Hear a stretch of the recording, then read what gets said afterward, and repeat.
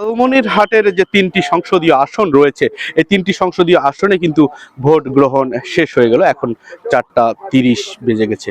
ত্রয়োদশ জাতীয় সংসদ নির্বাচন এবং গণভোট এই যে অনুষ্ঠিত হলো, বেশ উৎসব এবং একটা আমেজের মধ্য দিয়ে সাধারণ মানুষ, সাধারণ ভোটাররা এই যে একটা উৎসবমুখর পরিবেশে ঈদের মতো আনন্দ নিয়ে তারা এই ভোটে অংশগ্রহণ করেছে, তা কিন্তু আমরা দেখেছি।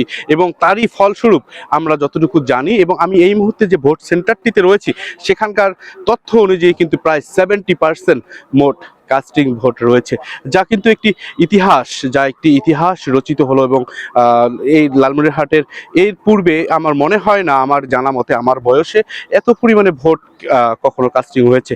যদিও প্রথমের দিকে অনেকের জনমনে একটা প্রশ্ন ছিল যে একসঙ্গে গণভোট, একসঙ্গে এই যে জাতীয় নির্বাচন, একসঙ্গে কতটুকু বাস্তবায়ন করা সম্ভব। কিন্তু আমরা যেটা দেখেছি যে দুপুরের দিকেই কিন্তু 50% প্লাস মানুষ ভোট দিয়ে তারা বাসায় চলে গেছে। তবে আরেকটি সুখবর হচ্ছে, লালমনিরহাটের এই যে তিনটি সংসদীয় আসন এবং 5টি থানায় একযোগে 386টি ভোট কেন্দ্রে একসঙ্গে ভোট গ্রহণ করা হয়েছে। এবং এত পরিমাণে ভোট অনুষ্ঠিত হয়েছে এবং মানুষ এসে ভোট দিচ্ছে, গণতান্ত্রিক প্রক্রিয়ায় একটা গণতন্ত্রের চর্চা হয়েছে। কোনো প্রকার কিন্তু অপ্রীতিকর ঘটনা ঘটেনি, সহিংসতা ঘটেনি, দুর্ঘটনা ঘটেনি, কোথাও কোনো কেন্দ্র দখলের মতো ঘটনা ঘটেনি। এই লালমনিরহাট এখানে যে তিনটি আসন আছে, এই তিনটি আসন কিন্তু অত্যন্ত সুষ্ঠুভাবে ভোট গ্রহণ হয়েছে, বলতে পারি রেকর্ড সংখ্যক ভোট সংগ্রহ হয়েছে। ধন্যবাদ সবাইকে, ভালো থাকবেন সবাই।